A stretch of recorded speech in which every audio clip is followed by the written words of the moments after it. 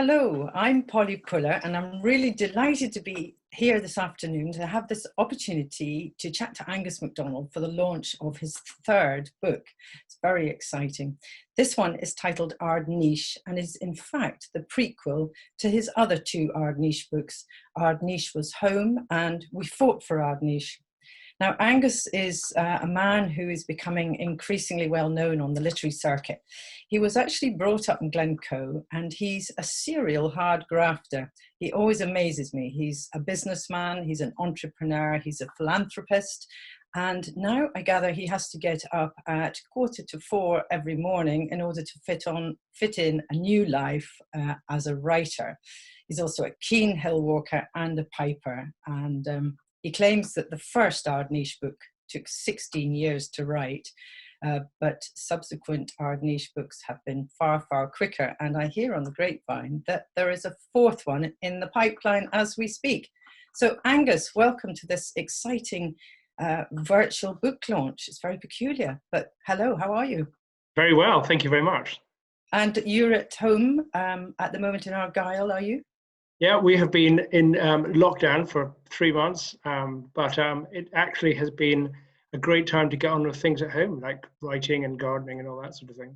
And have you actually done a lot of writing since?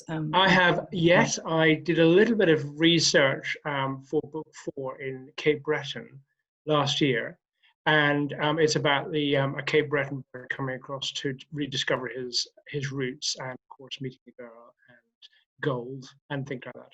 The Jacobite gold. So you're a fantastic storyteller, and I think it's fair to say that stories have been at the heart of your life right from your early childhood, haven't they? Yes, they have. My father is a great historian, and there's nothing he likes more than the history of the Highlands. And he hasn't documented his stories, and I really started off by writing down the stories, and then that gave me great material to pull it together into a novel. So, I mean, the first novel, how long, you say 16 years, but was it something that you had aspired to for longer than that? Or was it in your head that you always wanted to write a book? I've always written articles for newspapers, and I always really enjoyed writing. It took 16 years, but a lot of that was just writing down the anecdotes. And then it became clear that you could turn it in. I think it was Rudyard Kipling who said that history is best told through tales.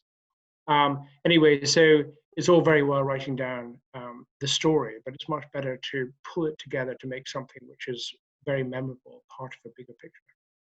I think what I've noticed with all your books is this incredible passion for the West Coast. I mean, it really is in your blood, isn't it? I mean, you live and breathe the West Coast, and it comes out in all your stories. Yes, our family have always lived where we live. Basically, you could walk to where my family have lived for many hundreds of years. Where is that spot? Well, Roy Bridge is really the heart of the family. So outside Fort William. So we're very definitely Loch Aber people. I actually live facing Ardnish, so you can see the Inner Hebrides of Egg and Rum from my window now, and then Ardnish, the peninsula, is directly opposite me. So I'm right in the thick of where the books are written. And that Ardnish peninsula, I've never actually been right down there. So how many people would have lived in that little peninsula at its heyday? Well, in the 1851 census, there was 198 people here. And yes, big families called MacDonald and Gillis and McVarish and McQueen and things like that. And it was really subsistence living. It was a bit of farming and fishing and providing a lot of drovers to drive the cattle to the markets as they fall further south. So it was really an agricultural environment, but completely empty by the Second World War. I think what I really enjoy about your stories is that you write about the lives of really ordinary people. I mean, you're talking about crofters and shepherds and people who really are often on the poverty line too. And so you've got that thread running through all your books, but you've also got some of the people in the big houses, and you use some people, real people, in your books, people who really did exist, don't you? So how does that work for you? Well, I think they call it faction rather than fiction. So the stories of the Highlands are completely true. And the stories of the Lovat Scouts and where my hero goes, whether it's Cape Breton and Nova Scotia or whether it's, in this instance, the Boer War, are completely true. So there's very little to bring to one's imagination when you're putting it together. You're just pulling the facts of history together and creating the story around that. So it's not difficult. The Lovat Scouts was a real regiment, and my family were in it. And I have a great deal of interest and knowledge. So it's not that difficult. So to go to the Lovat Scouts, I mean, they are a fascinating regiment, and your grandfather was actually a great friend of Lord Lovat, wasn't he? So yeah, so my great grandfather features in this first book, and he was there when it was founded as the adjutant. And in fact, this is his hat. So he wore this in South Africa when he was on a horse. It's very good. I like that. I think you should keep that yeah. up. Very good. And his son joined the Lovat Scouts. So basically, they served between them the Boer War, the First World War, and the Second World War, and they wrote fantastic letters home. And I know the names of just about every single person who served in the Lovat Scouts from 1900 to 1945. How many would there have been at its peak? 200 in the Boer War, so 2 companies. There were 2 contingents. One went out and came back, and the second one went out. In the Second World War, it would have been a full regiment of, say, 500. So I think we should just recap. Your first book is based around Gallipoli, isn't it? And yeah. When I read that, I was really shocked that there was so much about Gallipoli that I didn't know. I mean, I suppose very ignorant on war, but shocking, very shocking. I think all 3 of my books are the untold war. Yeah. So they're not the major trenches in France or anything else like that. They're the special operations executive working behind enemy lines with the French resistance. And in Gallipoli, it is very similar. They were, the Lovat Scouts had a very particular role of being snipers, the sharpshooters, they call them. And the Boer War, they were the reconnaissance force for the British Army. They were the crack troops, the SAS of their day. Where did they train? I mean, did they have enough training before they went? Because they came from such a sort of pacified, their background was very calm. It wasn't this sort of thing, was it? No, I mean, the West Highlands has always had a very serious military involvement because it was a way of getting well paid. You could get paid as much in a day in the army as you would earn in a week at home. And because it was so poor, it was a certain way to make money. So the army or the merchant navy or royal navy, but the army particularly. In the Lovat Scouts in the Boer War, they went up to Beaulieu to Beaufort Castle where Lord Lovat lived, and they trained there. But they were brought up to it because they were deer stalkers. So they were very skilled in the use of telescopes, and they were very handy around horses, and they were they could shoot well. So they're cracking snipers. So they were quite a natural fit. And in your books, you have them taking their horses with them, and I mean that's a pretty dramatic thing in itself. Because how on earth did they transport them there? I mean, it must have been a logistical nightmare. Yeah, they were loaded into troop ships, and I think that the horses took a very large part of the soldiers' day. They'd going to feed them and looking after them, and settling them down. I think having a horse in a storm in a black belly of a ship must be a pretty terrifying environment for the horse. You described that very beautifully. You also, throughout all 3 books, and in this last one as well, there's always some animal element where people are very attached to their element, and I found that without spoiling the stories, I found that very moving. Of course, I'm an animal person, as we know, but I found the relationship between people and their horses, people and their dogs. And there's a donkey in the first one that broke my heart. So I mean, just amazing. You you've got a very soft side somewhere in there, and all this war stuff. You're very good at writing about that. But it's amazing how many people think that that I'm going to be female almost. You know, it is amazing how people come back and say, Your love stories aren't passionate enough for that, Angus. No, sorry. You leave a lot to the imagination very cleverly. Yeah, I am. You obviously are a big romantic, though, because in every story there's a very strong romantic line, isn't there? So how does that work? I mean, that's very important to the thread of the book. Well, I think all the best books have romanticism about them. They have, you know, everybody has got the pursuit of love as a major part of their life, don't they? Yeah. And so in all the books, the quest, the goal for our hero is the girl, I suppose, and so that is a very big part of the books. And it makes it fun to write and interesting, and you can call upon one or two things that happen to oneself. I have one question. Why is it that we know, or maybe it's just I know, but we know so little overall about the Boer War? Why is there so little about it? Why is it that it's quite a mystery in many ways? It was an extraordinary war in many ways. There were 450,000, mainly British or Allied troops, and they were sent out there to try and take the goldfields back into British Empire control. I mean, as a sweeping generalization, but that's roughly it. So the Boers controlled the north of South Africa, and that's where the diamond mines and the gold were. And the British took exception to that, and they wanted that part of back into the part of the British Empire. And they went out there, but when they arrived, they were run circles around because the British Army was not cavalry. Basically, they were foot soldiers, infantry, and the 60,000 Boer farmers were extremely adept on horseback, and they were fantastic rifle shots, and they didn't have any great wagons were pulled by mules or ox. And so they would charge in, create complete mayhem, and then go out again. And they were very, very difficult to cope with. I guess it's rather like 3 or 4 wasps buzzing around your head. You know, you just struggle to swat them.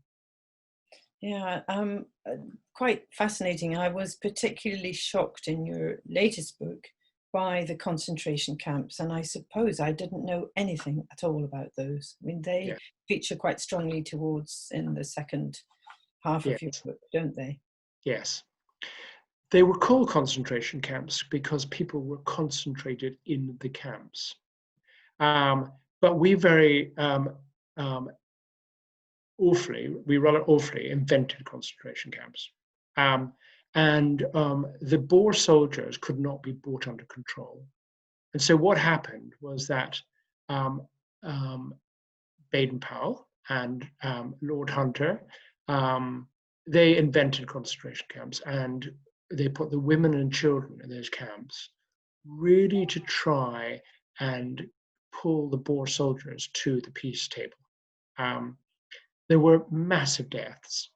26,000 women and children died in the concentration camps. And again, that wasn't malicious. They were when I went out there, the Boers were the first people to say there was no massacre of people in concentration camps. Basically, it boiled down to 2 or 3 things. No fuel to heat the water or cook the food. So but basically pollution, the water was bad, rotten, and you cannot eat raw potatoes and raw meat. So if you had to boil it down to one thing, that's probably what it was: no fuel to cook the food and clean the water. There was a very big massacre in the Boer War, wasn't there? Well, I write about a massacre. There were lots of massacres in the Boer War. I write about one massacre in particular, which involved the Lovat Scouts in my book in some detail. And it was a real massacre, and it was fantastic for me to write about because I knew of the massacre, and I knew that the officers had been killed and quite a few of the men. And I turned up where this group of Boer historians took me, place called Quaggafontein, and the farmer there, Mr. Henning, was delighted to see me. And he said, and my grandfather lived in the house there, and he took me to this hill, and this is where he said the horses were tied up, the pickets and the Maxim machine gun were there, and the Boer, our men came in and ran the hill, and they caught your men by surprise, and and so it was just like having somebody really there telling me exactly what happened. It was a dream for an author to have that sort of sound information. And the farmer said I was the first guy there in his whole life who had ever inquired about it. Nobody had ever been to the scene of this Lovett's Gap massacre. And why do you think that is? Say again? Why do you think that is? I mean, what reason that nobody has gone to find out where probably their relations died? Yes, it's a really interesting question, isn't it? There were 17, well, it was 120 years ago. There were 17 graves there. The bodies had actually been exhumed and taken away by the War Grave Commission, I don't know, between the wars. And so a very long time ago. But it was very difficult to find out where the war was. The information available in the UK did not say where the actual massacre was. But it was only going through the Boer network that I was able to identify it. You must have found it really moving. Was it not quite affecting? Yeah, it was extraordinary, actually. To see the names on the graves, even though the bodies aren't in there anymore, was remarkable. And this, I met a chap called Angus MacDonald, and he spoke with a very strong Boer accent. And he said, my grandfather and my great uncle were both involved in the attack on the Lovett's Gas. And he was a MacDonald. Isn't that amazing? So how did you have any relation to him at all? No. And he'd never been to the UK, and his family had been there for many generations. But he said the British Army came in and they stole their livestock and their horses, and they drove their women and children off to concentration camps. And really, he had no choice apart from to become a Boer, a soldier. So that's a story. But how unreal for me to meet this guy. When it happened to you, I think that's fantastic. I think that's going to be the source of another book. I don't think so. It is really wonderful. And I'm trying to persuade him to come over here because we've got on a bit of a speaking tour towards the end of the year. And wouldn't it be amazing for him to give the Dutch side of the attack? It would be fantastic. I mean, I think that would make a really different event as well, wouldn't it? Absolutely incredible. So do you think, when you were writing about this, did you think that it might change people's perception of the Boer War? Because obviously it has been slightly forgotten, and I think, other wars haven't. Yes, it's not taught at school. So nobody's brought up talking about it really. And there's two very major wars since, so they're always going to be a bit more front of mind. It's not a history book. It's more, as I said, this Rudyard Kipling quote, I think people will learn from the tale and will be a bit shocked, but I don't suppose I'm going to be the new reference book on the Boer War. But you don't, that's what I like. You don't set yourself up to be that. I mean, this is a readable way of absorbing bits of history. I mean, it's a social history too, but I think you're recording, you do a dual narrative for a lot of this book, don't you? Flipping back between the two characters. Yes. Well, I didn't study English to any level. I left school at 17. So the way I write is, I'm told, very unusual. So I don't know whether it's right or wrong. It's often commented on. I think it's just a different way of doing it. But some people seem to like it. What, the dual narrative? Yeah. But I mean, the two different people are telling the story. So Willie MacDonald's very important, isn't he? Yeah. So Willie MacDonald and the heroine Linda and Donald John. So they're all telling stories from their own directions.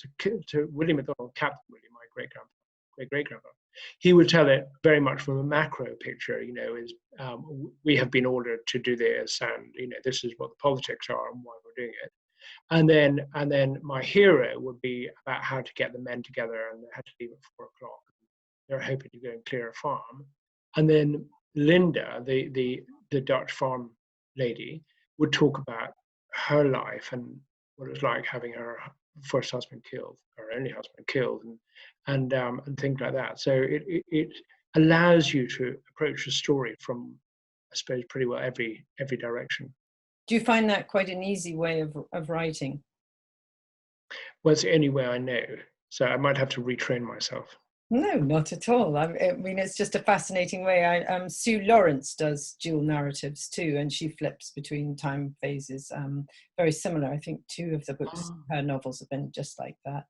Okay. Now, so these heroes and heroines in your books, do you have people you model them on? Are they figments of your imagination? Do you model any of them yourself? I'm sure I ask you that. No, I don't think I model them myself. Otherwise, they wouldn't turn out very likable, would they? I think no, but you do, of course, call on everybody you know when you write books. I mean, I absolutely love doing that. I even chuck in their friend's name here or there just to surprise them. And do you get any feedback on that? Do people say, "Well, I didn't realize I was in that book"? Yes, I'm a little bit. Yes, I mean, in a very nice way. Even when I write about real families who really existed then and there, I'm careful not to offend them. I wouldn't want to. Yeah, it's just a nice little thing an author can do. You, in this book, you talk about the owner of Rum as well, John Buller, don't you? Which yes. I found quite interesting, and about his the ship. Trying to remember the name. Was it Rumina? Rumina. He was an incredibly rich Lancastrian, Sir George Buller, who put his title by sending his ship to be a hospital ship down to the Cape Town, and it allows me to tell some wonderful West Coast stories about his extravagant lifestyle, debauched lifestyle on the island up here. But I couldn't resist sewing him into the story. Well, I mean, that is a true story about his hospital ship, isn't it? I mean, he did. Yes, it is. Yeah, ship, and I mean, must have been an awful lot of people who were really grateful to have had that. Yes, it was. I think it was a relatively small hospital ship, but a very luxurious one. So, do you think that is the end of the Ardnish using it? Because it's obviously been such an important part of your life to write about it 3 times now in 3 books. Well, if I first put pen to paper about Ardnish, it was 20 years ago. So I have been, these 3 books have taken a collective 20 years. And I think that they are very widely read in the West Islands, and they have become, so they've captured the history of the area, I would say, to some extent. There is another book, which is written very much from a Cape Breton perspective, about the grandson of the last Gillis of Ardnish, coming back in 2016. So that is the next book, and it is very well in its way through editing. So that's quite current. I mean, 2016, that's very... 2016, yes. So how does that work? I use expressions like nice one, which doesn't appear in any of the first 3 books. And internet. Anyway, so yes, exactly, all that. And so, yes, it is the grandson of the last Gillis, and they emigrated in 1951 to Cape Breton, and so we follow their life there a bit, and he comes back to see his family's life over here. But that'll be quite difficult because you are writing. I mean, with your others, you are writing about things in the past, but that isn't. So, what about including people that are existing? Is that the case? How they included? I don't think I have overtrodden the mark yet, but I'm sure that when Berlin, the publishing company, get to grips with it, they might get me to justify a few things. So when is this? The book is now available, isn't it? It's now absolutely hot off the press, is it? Yes, it is. Yeah, it is. Watchers of this video will be able to get it. It's very widely available in Scotland and increasingly overseas, especially. So they can probably get it from Berlin's website. It's probably the best place to get it, isn't it? You can get it from Berlin. You can get it from Island Bookshop. You can Yes. get it from Amazon. You can get No, it you don't Waterstones. We are talking about independent bookshops, and now that's something else I want to bring up, because independent bookshops are vital, aren't they? And I think we've seen a really lovely resurgence of some super independent bookshops across Scotland. And I think increasingly, with the bad situation we're all going through now, I, for one, have been missing independent bookshops more than any other aspect, really, of the shops, really. And Highland Bookshop is an absolute enormous success, isn't it? Do you want to tell us a little bit about that? Well, I read an article that said to revitalise a market town, a good town centre independent bookshop and a good town centre cinema were transformational. And so we opened the Highland Bookshop 3 years ago. I was lucky to get Kevin Ramage to join me doing that. And the Highland Cinema will be open in just a couple of months. So very exciting, and I think quite an important cultural element to the West Highlands. And both of them are beautiful buildings, and both of them are a great sense of pride to me. I think the Highland Bookshop is a particularly special bookshop because the team there is so lovely as well. I was sort of working alongside the Watermill Bookshop in Aberfeldy, wasn't it? But now it's entirely independent of that, yeah. Which is amazing. And I went and fed 3 baby squirrels in the back shop before an event there. It was absolutely amazing. I think that must be the first red squirrels that have ever been fed. Now, the photograph, the covers, that's a very important aspect of these books, because I've found the covers very poignant. They're lovely. Have you got a picture there? We're going to put them up anyway. I'm fishing around for my cover, which I've got right here. So, oh yes, there we go. Yeah, I mean, and it comes up back and front, but we'll do a still of it. Who chooses these covers? Is this the Hutchison? Hmm? Hutchison is called. Hutchison, yes, and he I've never met him, but he does beautiful covers, and they're much commented on. So I'm very, very glad he does them. They're always very, very appropriate. And I hear people say that reading your books is like sitting by a peat fire with a very good Highland malt in the hand. So I think that kind of, that's yeah. I mean, as well as them being a very poignant and important social history, they are great stories, and they don't involve you having to take huge amounts of concentration. They're easy to read, which I like. When everybody's busy, they're super books for picking up when you're busy, because you can, they are very readable, aren't they? I mean, that's what a lot of people have commented on, isn't it? Yes, they do. I mean, it's surprising how many people sit down and read it from start to finish. You don't need a towering intellect to tackle my books. They're just hopefully a good read, a pleasant read. In this latest one, throughout, there's this incredible juxtaposition between the sort of suppurating peatlands of Argyllshire and this tinder dry veldt of South Africa.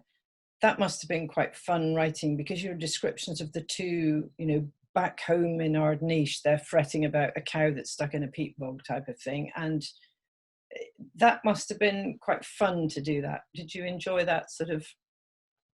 I very much enjoyed it, but imagine a soldier from Ardnish going out there and seeing the extraordinary wealth of the ground. The soil is 10 feet deep, and the cattle are twice the size, even today, twice the size of ours. And the livestock, whether it's the gazelles or antelopes, are thick on the ground. And you just can't believe how they must have thought, my goodness, this is remarkable. And interesting, it was so remarkable that something like 20 Lovat Scouts stayed out in South Africa. They joined the police force out there. So isn't that remarkable? That's extraordinary. Extraordinary. If you were a single man here and starvation was your biggest worry at home, to stay in South Africa must have been very appealing in those days. Absolutely. Have the Lovat Scouts seen this book yet? No, but Major General Seymour Monroe he is very involved in the museum and Fort George, and is very keen on my books. And I've sent him a copy, which he's about to review. And I will be doing a talk at Fort George in due course, hopefully with my friendly Dennis MacDonald with me. But certainly, quite a lot of the Lovat Scouts diaspora have complimented me on the books and say how pleased they are about them. You mean you really do pay tribute to the Lovat Scouts, don't you? Yes, I do. Yeah, I mean, I'm incredibly seen as a sort of love letter to them.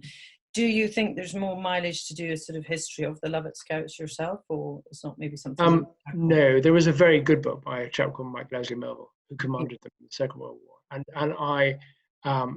there's very little I can add to that. How many years were they in existence? Well, I would guess that they were in existence from December 1899 to the end of the Second World War. They probably continued for a year or two afterwards. My great-grandfather was colonel-in-chief of the regiment when he died. And they were merged into the Cameron Highlanders, and in Cameron Highlanders it was merged to the Seaforth, to the Queen's Own Highlanders. So they continue to a certain extent in the Northern Isles of Orkney and Shetland as a cadet force. But other than that, they've been long since wound up. Extraordinary. And a lot of the training for a lot of the SOE went on in Vrylet, didn't it? It did. In fact, this very house, the very house I'm sitting in was used for training the Special Operations Executive. So all the houses, big houses around Arisaig, were requisitioned by the army and used for special forces training, whether there was the Special Operations Executive or what became the precursor to the SAS. Where did Gavin Maxwell fit into that? Because he was up there for a while, wasn't he? Yes, well, Gavin Maxwell was in the Special Operations Executive. And I feature him in my book, We Fought for Ardnish, with some true anecdotes about him there. And he was a little bit north of this. He was that little island where the new Skye Bridge goes across. Yeah. Lighthouse. He lived there for a while, and then he moved just south of Glenelg. Yes. Offhand, I can't remember the name of his house. Camasernery? Yeah. Camaserna. Yeah. Well, I think it's an absolutely lovely book and a lovely trilogy. And one of the things I think is important about it for us to tell people is that each book stands alone, so that if you haven't read any of the others, you are able to pick up the thread of the story. They don't depend on each other, although they do go together beautifully. They're not interdependent 100%, are they? Would you agree with that? Yeah, I absolutely would. I think all sorts of people read them in different orders and wouldn't know. They're basically 3 generations of the same family, but the stories are standalone. Find it out. Do you think that's the Gillis now after this 4th one? Because you've obviously finished that. Do you think that might be the end of that, or are you keeping that under your hat at the moment? I think I'm running out of Gillises to write about. So what will be next? Funnily enough, I think I do have a book in mind about the famous Cranachan brothers, 6 brothers who lived in 1850 in Roy Bridge, where my family came from. And they were the great athletes and strong men of the Highlands, and they went down to the Great Exhibition and competed. And none of them married, 6 brothers living in the same house. So a remarkable story, actually. Yeah, but you won't have any romance to write about if that's the case. That's a bit sad. Failed romance, lots of that. Have you found that out? I don't know yet, but I'm sure I can work it in there somewhere. Well, I really wish you all the best with this, and difficult launching a book when, it's all virtual events, but I really hope, I'm looking forward to getting my signed copy of this finished product, and it's absolutely great. So great. Thank you so much for talking to me, and very good luck with it. It's great. Thank you very much, Polly.